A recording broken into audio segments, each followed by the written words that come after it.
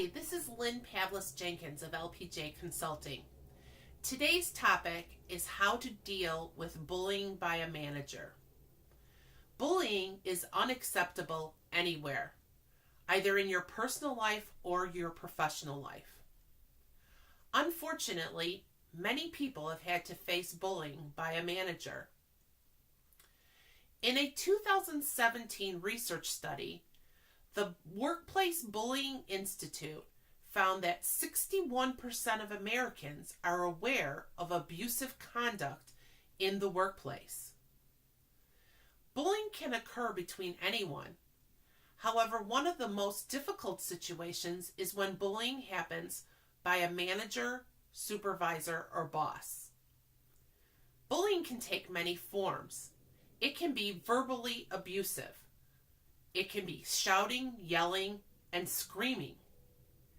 It could also be unfair, harsh criticism that is demeaning and intimidating. It can be ridicule on a regular basis in front of others. Or it can be sabotaging your workplace success when a manager holds back information that is critical to a project or feedback that is necessary for you to be successful. We often decide that we do not want to take a stand on bullying because we are either afraid of losing our job or do not want to deal with this uncomfortable situation. However, the bullying is likely to continue, so you may need to stand up to the bullying in one form or another. However, I must stress it has to be your decision and you must think through the consequences because it could range from disciplinary all the way to losing your job. The same Workplace Bullying Institute found that to stop bullying, 65% of the people lost their jobs. So you may want to focus on coping mechanisms while you look for another job.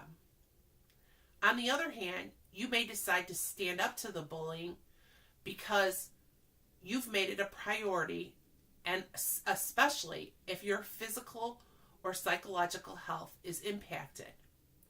Either way, it has to be your decision because it's a balance between the costs to your health and the necessary paycheck that you may need.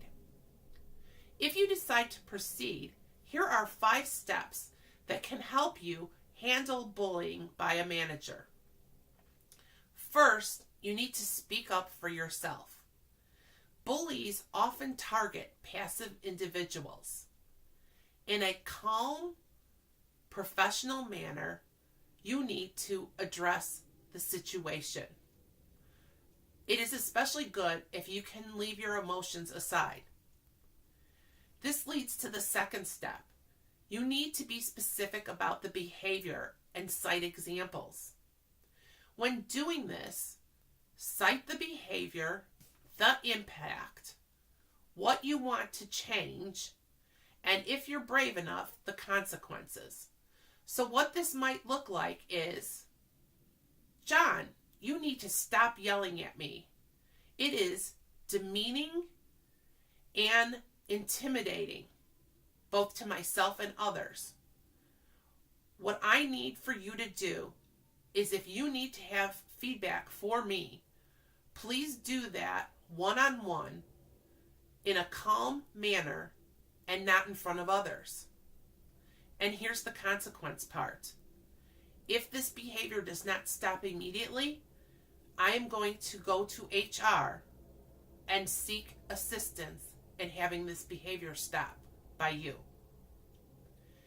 You may want to leave out the consequence part because that may feel threatening. But know that often bullies will try to shift the blame and they may focus on that part. So that leads to the third step. You need to have a plan in place. Document the occurrences of the bullying, the dates, the time, and the witnesses that have been around and have seen this bullying occur. Also document your attempts to speak up and to talk to your manager. The next step, the fourth step, is if this does not work for you, you may need to seek out the HR professionals in your organization or the manager's manager. It's often hard to mediate this because bullying can be very intimidating and very emotional. Finally, the fifth step is to look for other options. Maybe you can transfer to another team or apply for another job with a manager in the organization who respects you and the people that work for them. You could also decide that you may need to leave the company because it is impossible to break out of this bullying culture. Another option for you is to seek professional help. It is often very helpful to reach out to a physician or a mental health professional, especially while you're trying to decide what your next step is. Know that there are many managers and many companies out there where people are treated with dignity and respect. You do not need to tolerate this behavior. If you would like to work more on how to deal with bullying or bullying behavior by a manager, please reach out to me at lynn@lpjconsulting.com. In the interim, there are 2 books that you might find very helpful.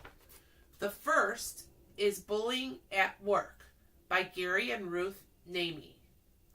And the next book is The Bully-Free Workplace. I like the title, the subtitle, Stop Jerks, Weasels, and Snakes from Killing Your Organization.